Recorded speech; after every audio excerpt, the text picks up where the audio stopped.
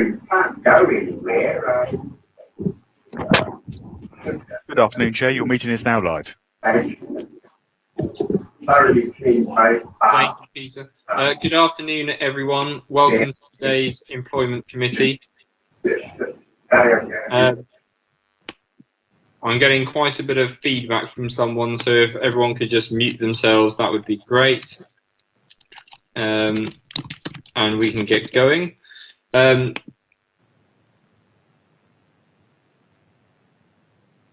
Oh, sorry, I froze again.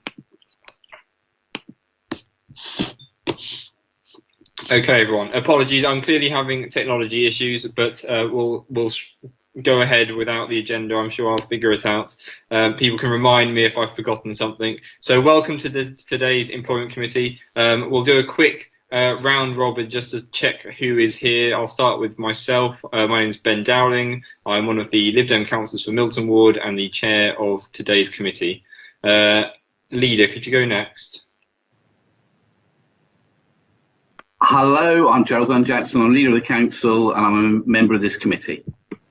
Thank you. Councillor Sanders? Thanks, Ben. I'm Darren Sanders. I'm one of the Liberal Democrat councillors for Baffins Ward. Thank you. Councillor Stubbs? Thank you, Chairman. I'm Luke Stubbs. I'm a Conservative councillor in Eastern Craneswater and I'm deputising today for Councillor Donna Jones, who has a diary conflict. Thank you, Councillor. Councillor Corkery. Afternoon all. Cal Corcoran, councillor for Charles Dickens Ward and member of the Labour Group. Thank you, Cal. We'll now just do a quick roll call to see which council officers are joining us today. We'll start with the Chief Executive. Good afternoon, everybody. David Williams, Chief Executive. And just in the order on the teams list, I've got Peter Bolf next. Peter Bolf, City Solicitor. Welcome, everybody. Thank you. Rochelle. Rochelle Neller, Human Resources. Natasha. Natasha Edmonds, Director of Corporate Services. Sue. Sue Page from Finance. Vicky. Vicky Fleethouse, Democratic Services. Peter. Again, supporting the webcast. Sean. Hi everyone, Sean Tetley, Payroll and Pension Manager. Thank you. And Liz. Hello, Liz Walder, Procurement. Thank you, everyone. I'm supposed to read something out that says we're doing things according to some sort a government act, but I can't find the email because I've been locked out. So, Vicky, do I absolutely have to get it exactly right, or can I say that there's a government act and we're using the model standing orders as published in that act due to COVID, like the same as every other council meeting, and if somebody really wants to look it up, they can watch a different meeting of somebody getting it right? That will do. Wonderful, thank you, Peter. Do we have any apologies for today's meeting other than Councillor Jones?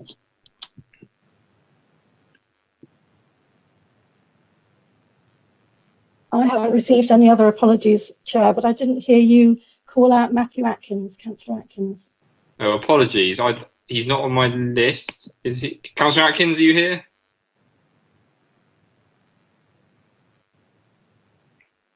He's not showing us in the meeting, Vicky. No, okay, he is not with us. No, I'll put a question because he is a member of Employment Committee. Anyway, that's fine. Okay, wonderful. I was only calling people that are here, but yes, apologies. So we don't have apologies, but he may be having issues and will potentially join us soon. Okay, thank you very much, everyone. I believe the first item on the agenda is declarations of interest. Does anybody have any?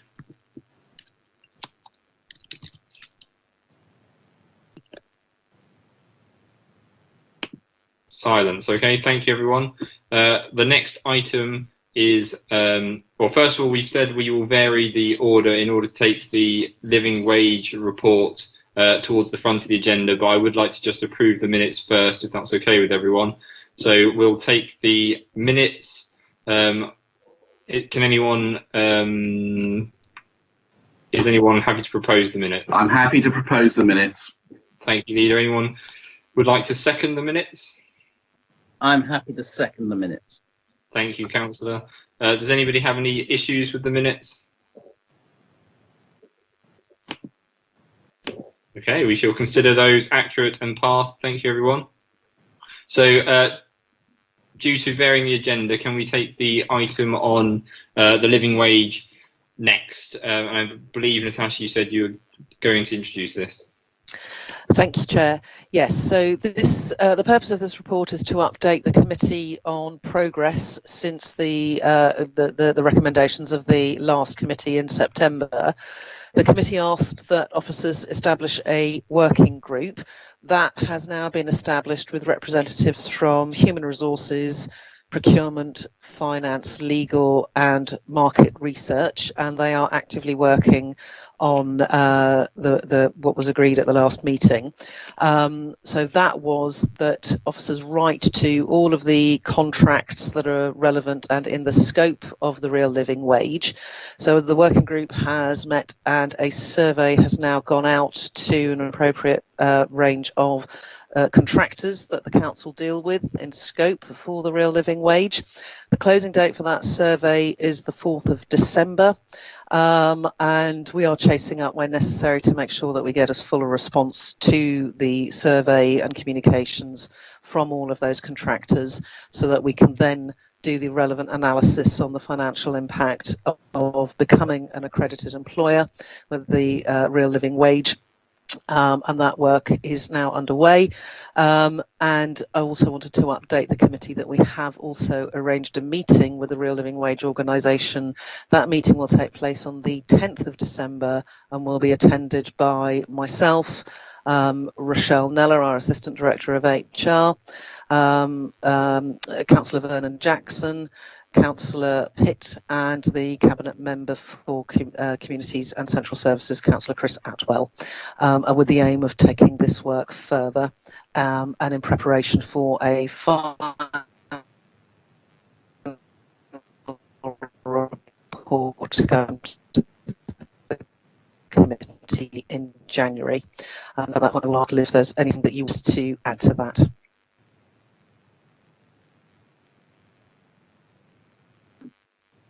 No, I think that was a good summary. Sorry, I was on mute. Yes, so just to let everybody know that a chase email has been sent today to the suppliers to remind them of the importance why we're doing it and a reminder of the deadline. And we're also asking them to give an indication of whether they're going to respond so we have an idea of what results we may get. Brilliant. Thank you, Natasha and Liz, for the update. I've seen that people have raised hands, and that's fine. I will come to members in a moment. As this item is for information only, I'm not anticipating a long debate, but I'm happy to do questions for clarification so that we all are on the same page and understand the process that's just been described to us. Councillor Corkery. Thank you, Chair, and thank you to all those that have brought the report today, updating us on progress from previous meetings where this issue has been discussed. A couple of questions, if I may. At the last meeting, one of the appendixes was an action plan, essentially entitled 4 Steps of Accreditation and Beyond, and it was within that the suggestion of an internal working group was made. That identifies that action as being for clearly the relevant council departments, but also in addition for trade unions. So I just wondered whether trade unions had been engaged as part of this working group, and if not, whether there's the opportunity to do so. And secondly, this is part question, part comment. I think one of the things I've found a little bit surprising about this issue is actually the lack of knowledge that we have about employment practices within outsourced services. So clearly that's why we're doing this survey, in order to identify the level of wages that are being paid. But it strikes me that there's further knowledge gaps with regards to other forms of terms and conditions. Now, I appreciate this survey has already been sent out, so presumably it's too late to change it, but maybe it's something the committee may wish to consider in future, around improving our knowledge of, for example, pension entitlements, holiday pay, sick pay, all those other aspects of employment terms and conditions that are in addition to the basic wage that's paid. Thank you. So I can respond to that. The unions haven't been engaged at this stage in terms of the working group, but that doesn't mean that there isn't an opportunity for that to happen going forward.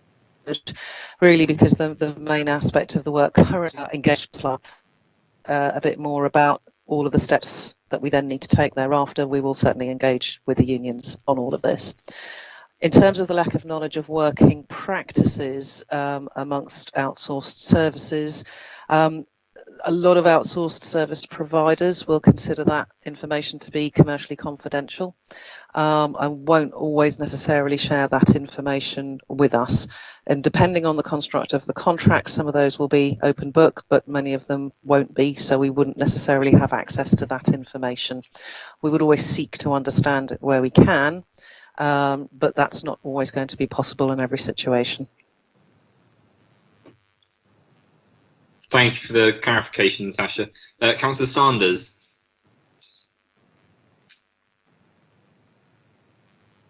Thanks, Ben. What's the consequence or if some suppliers just don't reply by the deadline? What then happens? Is the accreditation process held up, or do we just plough on without the information? And what impact would the lack of replies have on our ability to become an accredited living wage employer? So we're doing everything that we can to get as high a response rate as we can, and I might ask either Sue or Liz to talk about the thresholds that we've applied in terms of the response rate that we get from which to be able to draw as good a set of assumptions that we can in order to perform the financial analysis. So not getting any responses won't necessarily hold up progress, but it might be that we have to make more assumptions than we would ideally want to take in understanding the financial impact. Okay.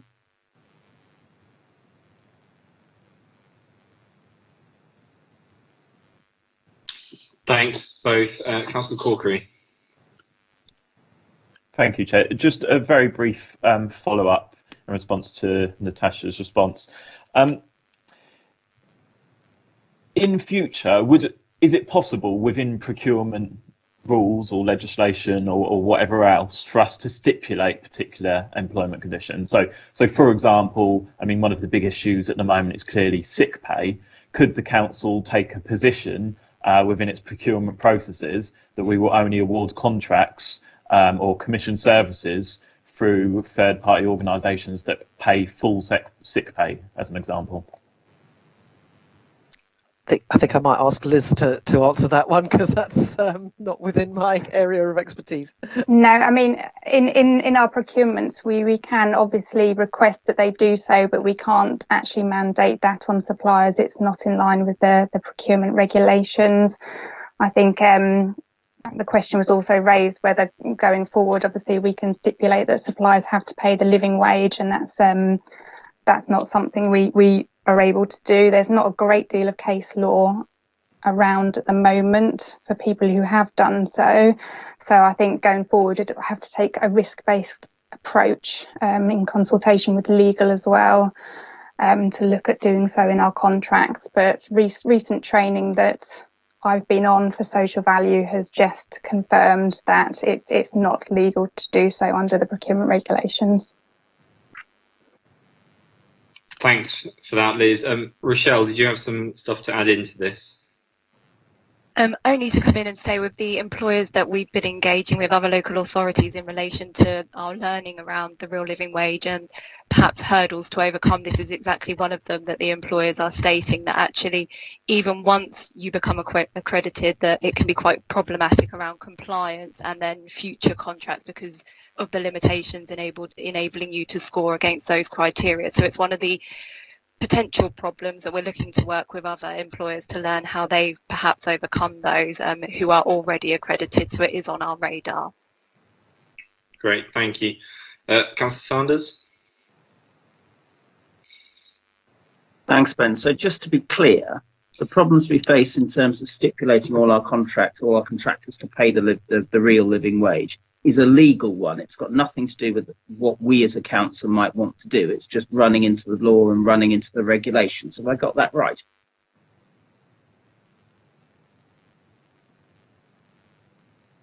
Stunned silence. Can you hear me? Any thoughts from anyone? Yeah, that's basically right, Darren. Thank you. Thank you, Peter. Councillor Stubbs. Thank you, Chairman. I can't resist myself just in making a quick comment. And obviously, I haven't been at the previous meetings of this. I haven't seen and heard the discussions, but I did take the trouble this morning of reading the Council's quarterly monitoring report, and which is going to Cabinet, must be next Tuesday, I would think. And it's a sea of red ink. I've never seen so much red ink in a quarterly monitoring report. Massive proportion of the Council's reserves are going to be spent. You can argue about the number, but there will certainly be less in the way of reserves, next year than there was at the start of this year.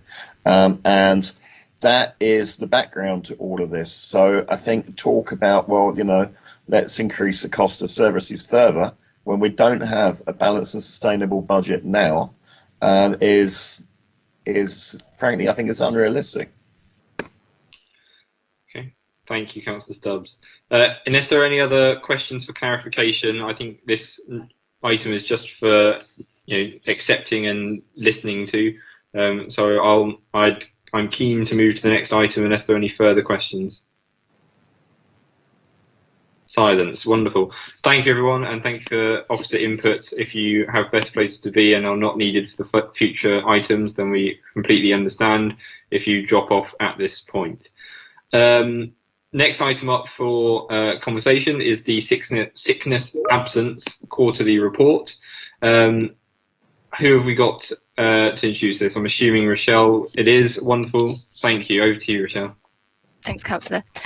So I'll keep this brief.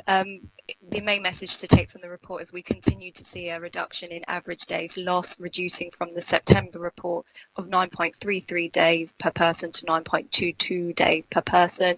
The majority of services continue to see a decline in absence. There are a couple of key areas that we are proactively working with who have seen an increase, one of those being adult social care. And given the context of and the environment that they're working in, it's not a particular surprise.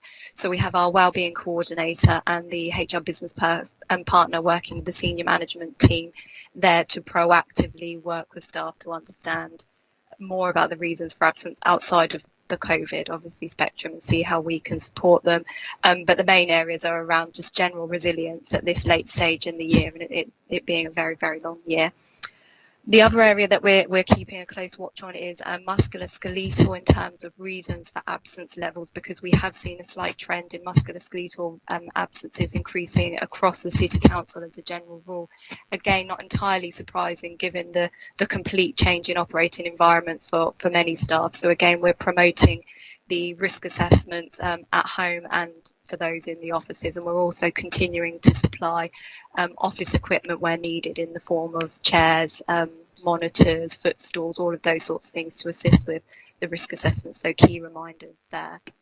In terms of wellbeing, the report outlines itself, but I'd be doing my service a disjustice if I didn't mention our Wellbeing Champion programme was recognised by the LGA, and our work in supporting adult social care at the beginning of the pandemic and deploying HR staff to each of our units has been recognised by the LGA in terms of supporting mental wellbeing. So that's mentioned in the report. And the other one that we didn't bring to the last committee to highlight is the hidden disabilities work, so the Sunflower Scheme. Obviously, as a City Council, we've signed up to that, and shortly we'll be promoting both the training and the comms for the organisation as to how we move that forward. So those were the areas I wanted to draw your attention to. Brilliant. Thanks, Rochelle. I think an overall positive scene given the overall context we sit in, but we'll hear from members. Councillor Stubbs. Yeah, just a question really for my understanding of it. So, in some ways, the two tables that we've got that don't tell the same story, because the story I would have expected to see is, in social care, adults, certainly maybe children's, that you would have you'll be sending people home with almost with cold-like symptoms. Recognizing that they probably, if you've got cold-like symptoms, you've probably got a cold. We don't know that. So I can understand if that's a situation why there's a high level of absenteeism in adult social care. On the other hand, you have a table about the reasons for absence. Doesn't show sort of any uptick really in absence for viruses or potential viruses, because again, if you've got a cold, it's not actually a problem, it's just being defensive. So how do you reconcile that? I mean, the adult social care numbers are high, but is that actually down to people taking preventative measures who have cold and flu-like symptoms, or is it something else? Hi, thanks.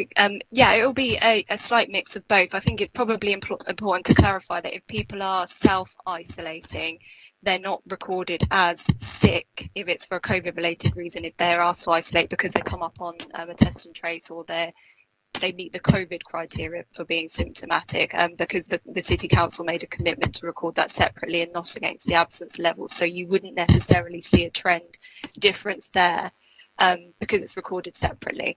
But in terms of what reasons we're finding for absence, the top reasons in the report, it is the psychological, the musculoskeletal, but that's because we're finding people are working a lot more in those areas. So where staff would have been on rota and off rota, we're using the same staff over and over again. So it's either the psychological or the musculoskeletal tend to be the top two reasons, which is reflected in the report. So that would be the correlation. Thank you. I wasn't aware about that accounting thing. Thank you both. Councillor Corkery.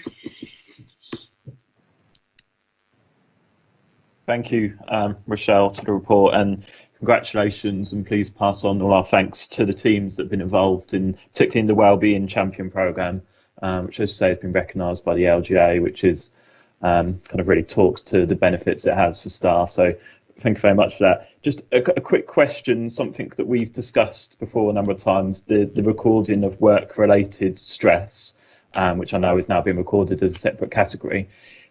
How long has that been in place? Do we now have a kind of full year's picture, or is that still only part year? It's still only part year, so I think this is the third report from memory. I can double check that, but it's not a full year just yet. I'll double check the date, Councillor Corkery, and I'll come back to you. Okay, sure. Yeah, it's just because presumably, it's a year's. So it's only once it's been in place for a year, we'll have a full picture on what the percentage is. Yeah. Okay. Thank you.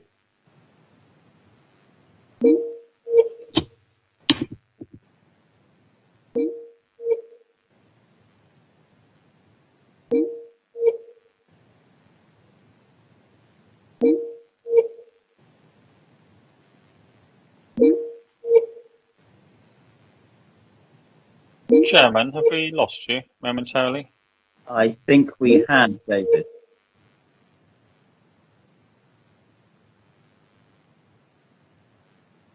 So we have an absent Ben. Would members like to adopt the vice chair whilst Ben rejoins us, or do you want to wait? Well, the vice chair is Donna, who is Luke. I think in these circumstances, you need to propose and get a new chair. You need to propose a new chair. Luke, do you want to do it, or do you want me to do it? Why don't you do it? All right, I'm happy to do it until Benjamin returns. I said, having been chair of employment for how many years? Sorry, and I haven't got a list of who else wanted to say something on this. Is there anybody else wanting to chat on this, folks? No? Okay.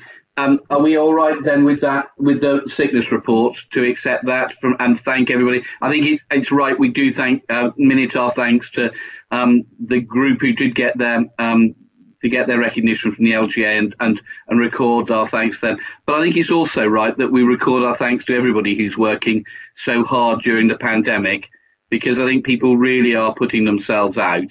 And it's not just in social care, but across the whole of the council. People have been working really, really hard to look after the people of the city, and I think we should always record our thanks to that. Is that okay with colleagues?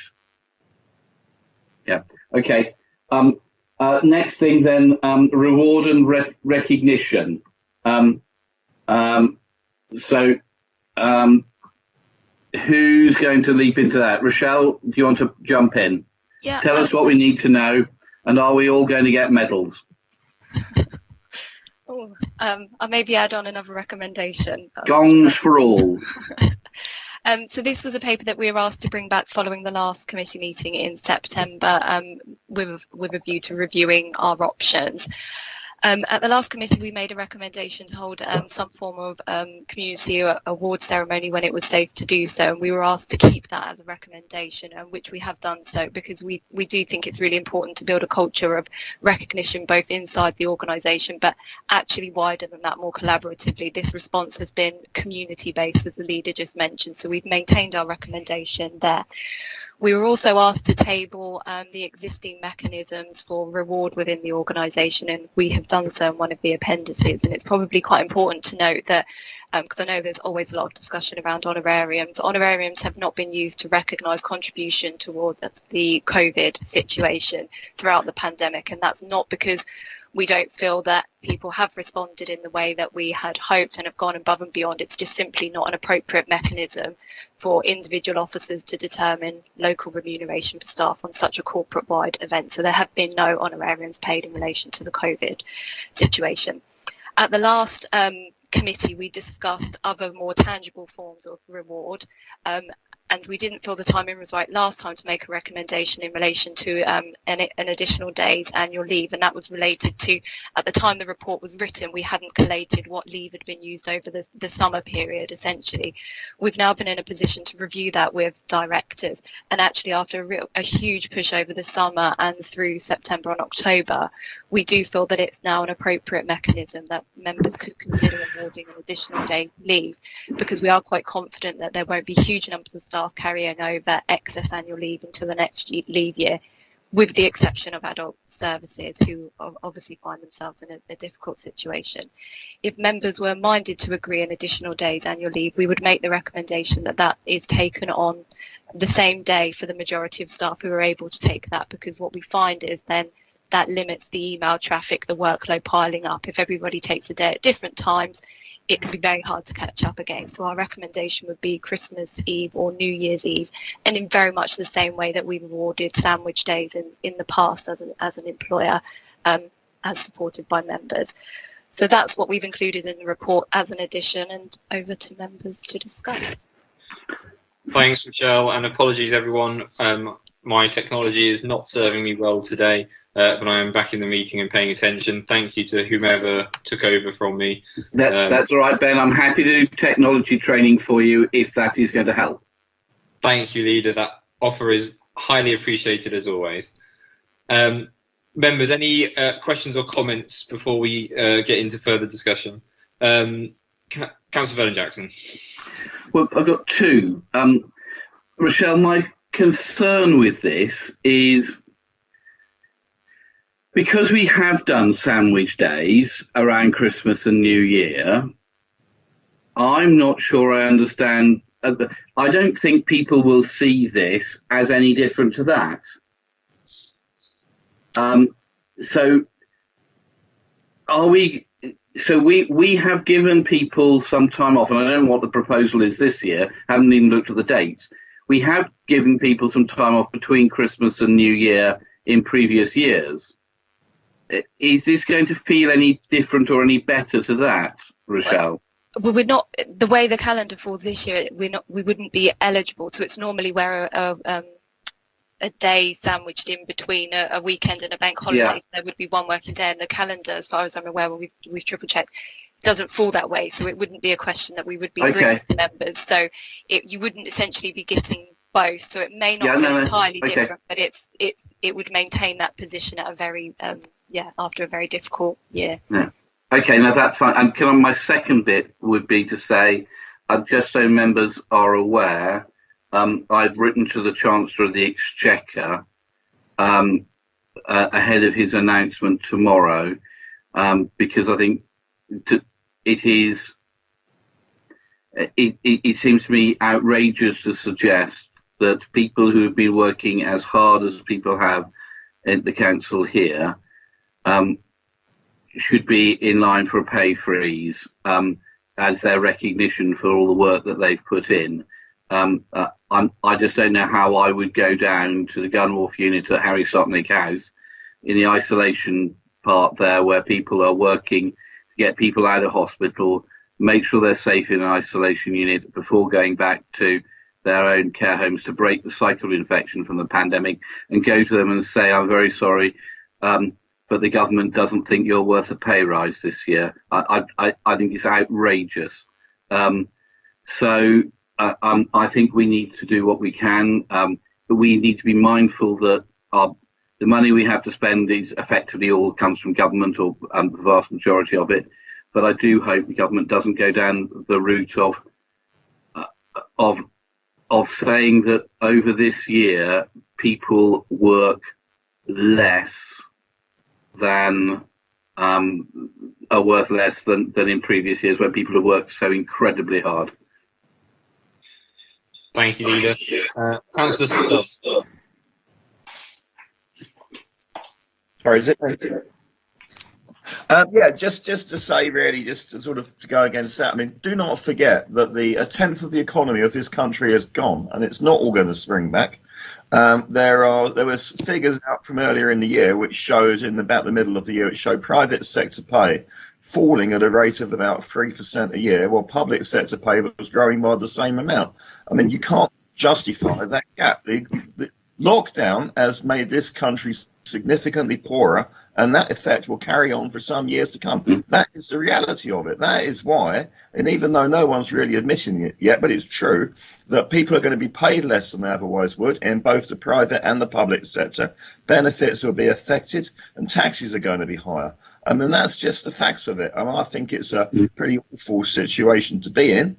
But, that and unemployment will be high, but that's where we are. I mean, and there's no sort of denying that. And we can't create a two-tier economy whereby it's massive reductions for people in the private sector and protection in the public sector.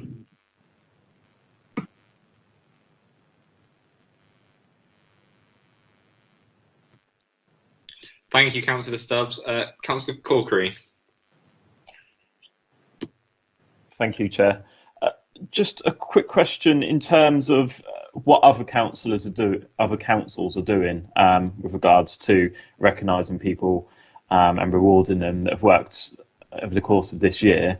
And so I understand some local authorities within the area, I think Tess Valley is one that's been brought to my attention, and perhaps Eastleigh as well, are going down the route of a monetary reward. So yeah, just a question of what I understand is what other councils are doing and how we're kind of benchmarking against that.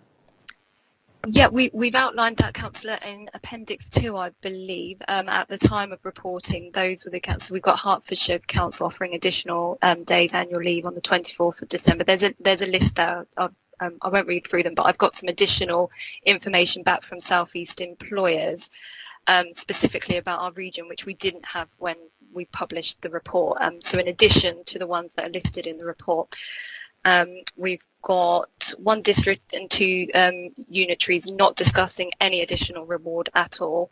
3 districts have made a monetary award, small bonuses to manual-based staff. It should be noted one of those already has a performance-related pay structure in place, so that's kind of the norm for them. So it's arguable whether they're doing anything additional to what they normally do.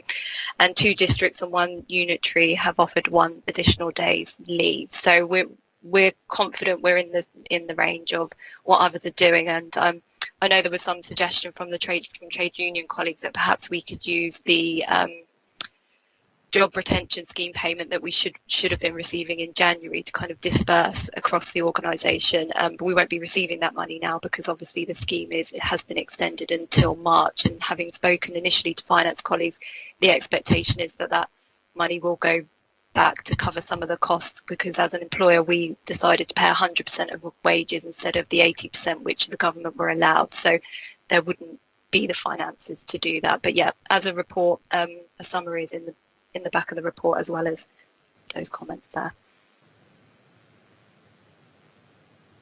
Great, thank you both. Councillor Sanders. Thanks, Ben. Rochelle, I think it'll be sensible to share the extra information you've got from South East employers with committee colleagues.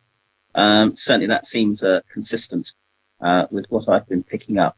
I would say that I think that having some sort of extra reward is useful, because certainly if we're going to have a two-tier public sector workforce with NHS workers getting a pay rise but care workers not, or teachers not, then or the police not, then I think that is something that we should be looking at as quickly as we can.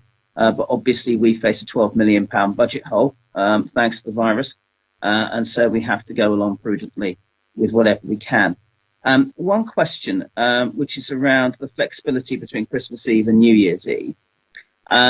Given that the 5 days of relaxation, whatever that pans out to be, maybe between the 24th and the 28th of December, or the 23rd and the 27th of December, but we won't know that until Thursday. Is there any way in which we could work with the workforce to try and make sure that that's maximised? Because I'm conscious that basically if it's 24th to 28th, everybody is going to pile onto the motorways on Christmas Eve. So it would be useful to know whether that has any factor in your deliberations or not. And if not, that's fine. It hadn't factored into our deliberations because we were unaware of it at the time of writing the report, but it's an absolutely valid point, and we can build that in when working with directors and in terms of comms as to how we package this, if indeed we are going to package this for staff. Okay. Do any of the members have any questions or queries, and would anyone like to state any preferences in particular? I know I've got thoughts, but Leader. I was going to go and suggest the recommendations on the paper. Chief Executive. Thank you, Chairman. I just wonder, at the moment, the recommendation in terms of the additional day talks about 2 specific days. I just wonder, in the light of the fact that we don't yet know what the announcement is going to be about the Christmas to New Year period, whether if members do support that part of the recommendation, they'd be happy to leave the precise day open so that we can adjust to whatever announcements we get over the next few days and select a day that would be more appropriate. Thank you, David. Councillor Stubbs? Only really to say that, yeah, I will also support the recommendation, albeit if it gets varied slightly in light of the Chief Executive's comments. Wonderful. In which case, I'm happy to second the Leader's proposal, which is essentially to go with the recommendations, but with the caveats as the Chief Executive has outlined. I'm very happy with those. I think the 2 key things we're really talking about here are some sort of award ceremony when it's appropriate, and the additional days annual leave, which is clearly good practice, and a number of other authorities have chosen to take that route, and so it would seem logical that we have done the same. I'd be certain, personally, I would be open to exploring an honoraria approach in the future in a kind of retrospective way. Particularly in adult social care, but I appreciate we're not at that stage yet, and I personally think that Stoke may have jumped forward sooner than they needed to, but then I'm not an expert on Stoke's financial situation, so maybe they have more money than us. David? I'm sorry, Chair, that was a legacy hand. I remember when there was no such thing as a legacy hand. Those were the days, all of 6 months ago. Okay, thank you, everyone. I'm not seeing any dissents, just lots of smiles. So we'll consider those approved unless there's any problem with that. And I believe that actually takes us to the end of our meeting, probably the most cordial and quickest run employment committee we've had in some time. So thank you, everyone. And unless there's anything from anyone that I'm forgetting, we'll end the meeting here. Thank you, Chairman. Thank you, everybody. Thank you. Thank you. Thanks.